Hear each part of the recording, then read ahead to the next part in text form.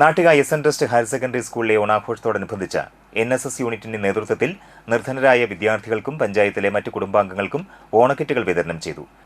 Block panchayat vice president CM Naushad ഉദ്ഘാടനം നിർവഹിച്ചു. PTA president PSP Naseer അധ്യക്ഷത വഹിച്ചു. NSS യൂണിറ്റ് നൽകിയ ഓണക്കിറ്റിന്റെ വിതരണ ഉദ്ഘാടനം വലപ്പാട് SI CR മൗഷ്മി നിർവഹിച്ചു.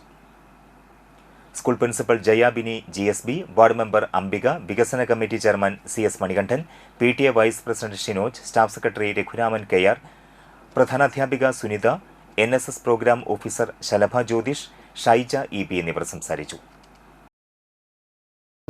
ഇന്നത്തെ ദിവസം ടീച്ചർ വന്ന് സന്തോഷിക്കാനുള്ള ദിവസമാണ്, അടിച്ചു പൊളിക്കാനുള്ള ദിവസമാണ്. അതിനൊരു നിയന്ത്രണം വേണം, അത്രേ ഉള്ളൂ.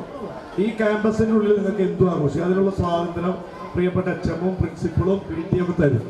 നന്നായി ആഘോഷിക്കുക. കാരണം ഈ ഇരിക്കുന്നവർക്കൊന്നും ഇങ്ങനെ ആഘോഷിക്കാൻ അവസരം കിട്ടില്ല. ഞങ്ങളൊന്നും പഠിക്കാൻ ഇങ്ങനെ ആഘോഷമൊന്നുമില്ല. കാരണം നല്ല വസ്ത്രം ഇടാൻ പ്രയാസമായിരിക്കും, നല്ല ഭക്ഷണം കിട്ടാൻ പ്രയാസമായിരിക്കും. ഞങ്ങളൊക്കെ പഠിക്കുന്നതാണ്. ഇന്ന് വീട്ടിൽ നിന്ന് തന്നെ എന്ത് കഴിച്ചോന്ന് ഞങ്ങൾക്ക് പറയാൻ കഴിയില്ല. അത്രയും സൗകര്യങ്ങൾ നിങ്ങൾക്ക് വേണ്ടി ഞങ്ങൾ എന്ന് ഉദ്ദേശിക്കുന്ന മാതാപിതാക്കൾ. അപ്പൊ ആ സൗഭാഗ്യത്തിൽ വളരുന്ന മക്കള് നല്ല മക്കളായി വളർന്ന് മാത്രമേ ഞങ്ങൾക്ക് ആഗ്രഹമുള്ളൂ. ഓരോ ദിവസവും കേൾക്കുന്ന വാർത്തകൾ മനസ്സിന് പ്രയാസപ്പെടുന്ന വാർത്തയാണ്. ഇന്നലത്തെ പത്രത്തിലെ ഒരു വാർത്ത പ്രിയപ്പെട്ട മേഡം പറയും, 13 വയസ്സുള്ള ഒരു പെൺകുട്ടി, ആലോചിക്കണം, 13 വയസ്സുള്ള കുട്ടി ഈ സ്കൂളിലില്ല.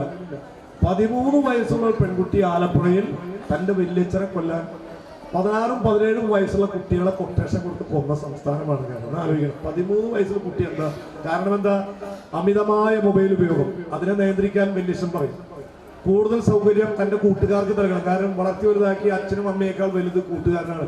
ഈ കയ്യിലിരിക്കുന്ന സാധനത്തിൽ പരിചയപ്പെട്ട ആളാണ് ഏറ്റവും വലുത്.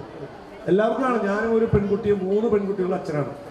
അപ്പൊ സ്വാഭാവികമായിട്ടും പെൺകുട്ടികളുള്ള ഞങ്ങളെ പോലെയുള്ള മനസ്സിന് പ്രയാസം ഉണ്ടാകും.